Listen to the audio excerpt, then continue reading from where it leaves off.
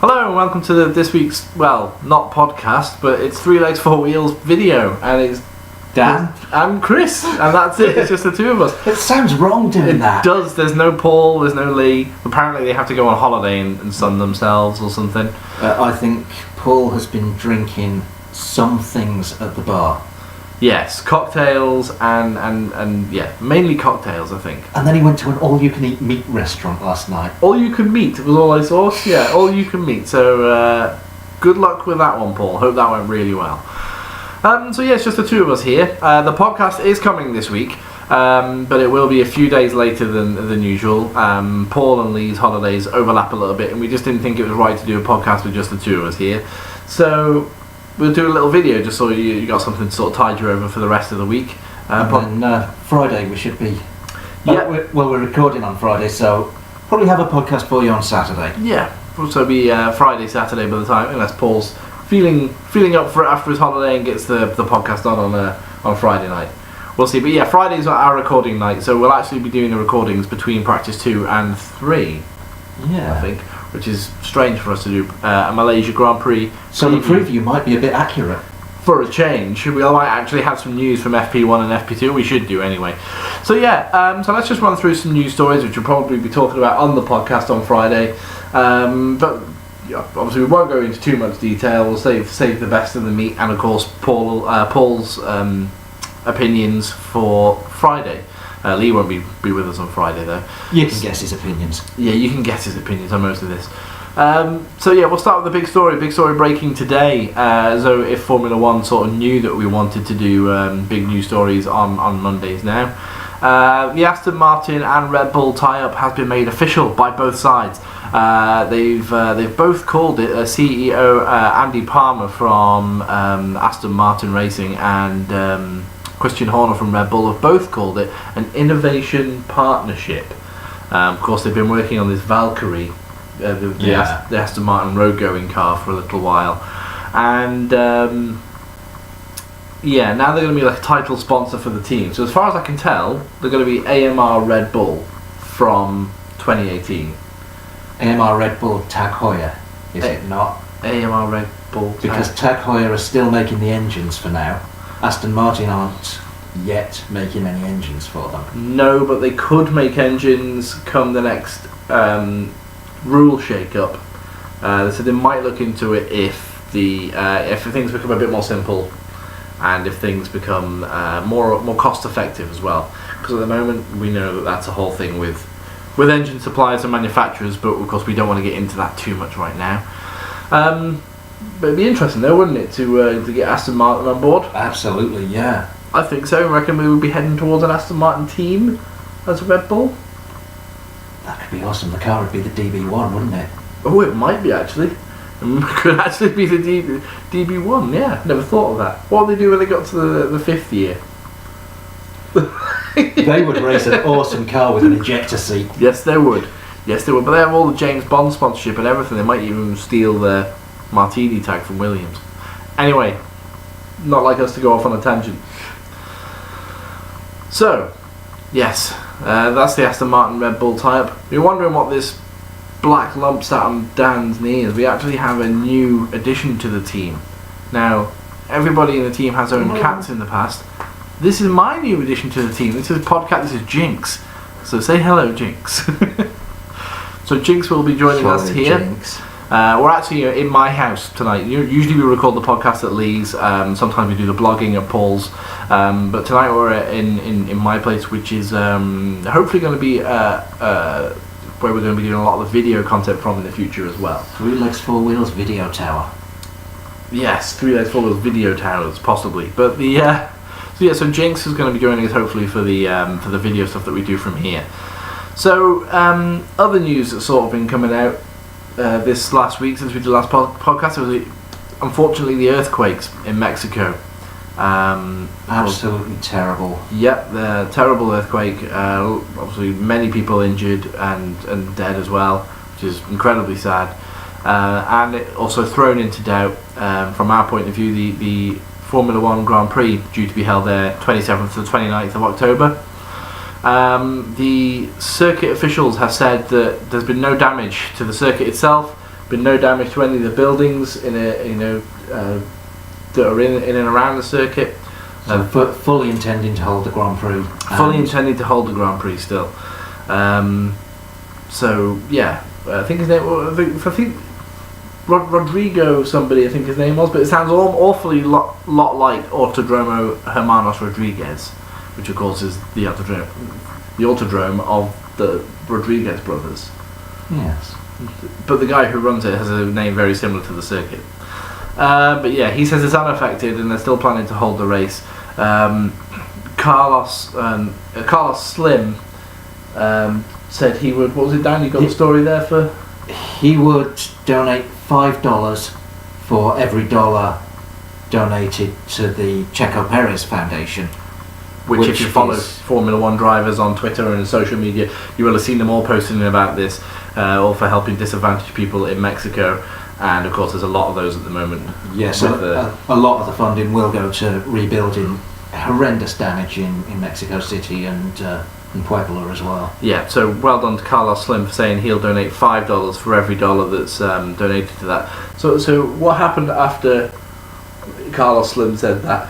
Sergio Perez put his hand in his pocket to the tune of $170,000 US. $170,000 US. So you're looking at over $500,000 that Carlos Slim now got to put in, just because of Sergio Perez's own contribution to his own foundation, essentially. So if you do want to help the we'll put a link up to the Checo Perez Foundation on the video as well. So yeah, they're still fully intending to hold the race. Hopefully there are no more aftershocks. They've already suffered 2 pretty bad ones, and hopefully the city gets back on its feet and cleaned up soon. So obviously, all the best to anyone involved with that. Moving on, Williams have announced their driver shortlist. Is Palmer on it? No. They've obviously Lance Stroll is taking one of the seats, but the other seat currently held by Felipe Massa, who is actually a contender for his own seat. He has said that if he doesn't get the seat at Williams for 2018, he won't be in Formula One next year. He also said last week that he wants them to show him that they want him. I can understand that. I can see where he's coming from with that. Well, show me that you want me, so I'm not just sort of the guy who hangs around because you can't find anyone else. I can kind of see where Felipe Massa's coming from with that. The other 2 drivers in contention for the seat are Robert Kubica. I think we reported on last week that Kubica is doing a private test in a 2014 Williams. I'm not sure where that's going to happen. And the other driver is current Williams reserve driver Paul Di Resta, after his impressive outing in Hungary when he replaced Massa after his illness. He didn't qualify last. It was only 7/10 off Lance Stroll in qualifying, and was doing alright during the race as well until his car started breaking down. So he impressed the team enough that he's being considered for the seat. Interesting that Felipe Nasr isn't on that list. No, I don't know what's happened to Felipe Nasr. He sort of vanished off of the radar. But there are 2 other drivers on that list. Sorry, not on the list. There are 2 other drivers in Formula One who are looking at that Williams seat, but it's looking very unlikely that they'll get it. One of them is Sauber driver Marcus Ericsson. Now, you might think, well, why would Marcus Ericsson be interested in a seat at Williams when he's so secure in getting paid at Sauber?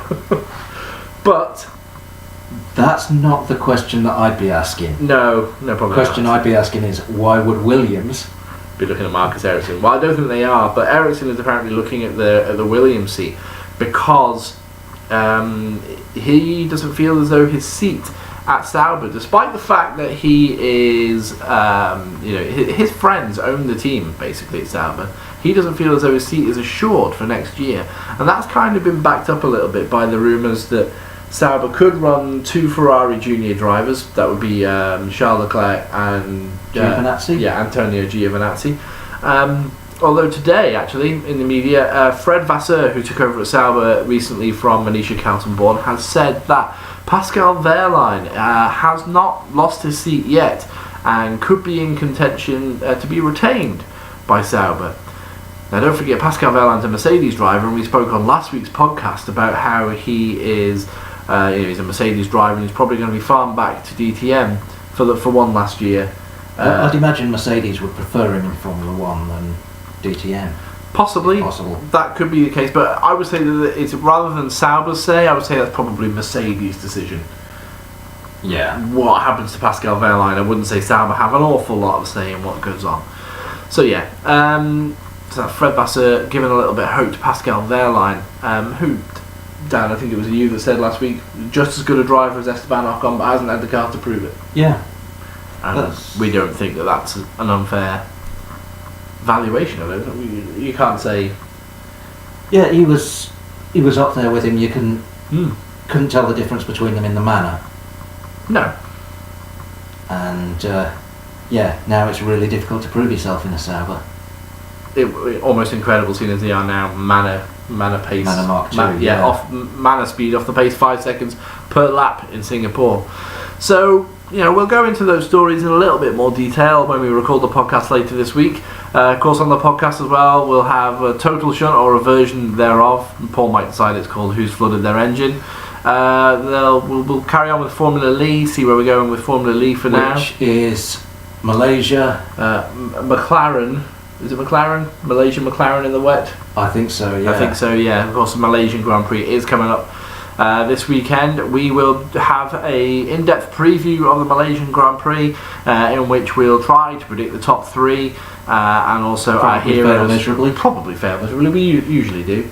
And also pick our heroes and villains as well for the weekend. By all means, send them through to us through the usual channels. I'll put a link to those as well at the bottom of the video. And we'll have news and other stuff as well that goes on the podcast. So, and you have an interesting prediction for the Malaysian Grand Prix, don't you? I've got the weather right for 2. I said in Italy it would rain on Saturday, and I predicted that on a Monday, and it did. And I said Singapore would be wet, and it was. So I'm just going to say Malaysia's going to be wet. Why not? I'll stop predicting the weather when I start getting it wrong. Seems like a fair enough deal to me. When it stops raining, basically. When it stops raining, I'll stop predicting it. So that'll be Austin in November then. Yeah. Or no, October, isn't it? October, I think the Austin races. Anyway, it doesn't matter. Sometime. Well, we should be more prepared. But that's us, unscripted, unprepared, off the cuff, and that's what you've got from us. So, I'm sorry, it's a lot shorter than some of our podcasts, but we'll go into more depth with that on Friday when we record. So from Chris, Dan, and Jinx, it's goodbye, and we'll see you soon.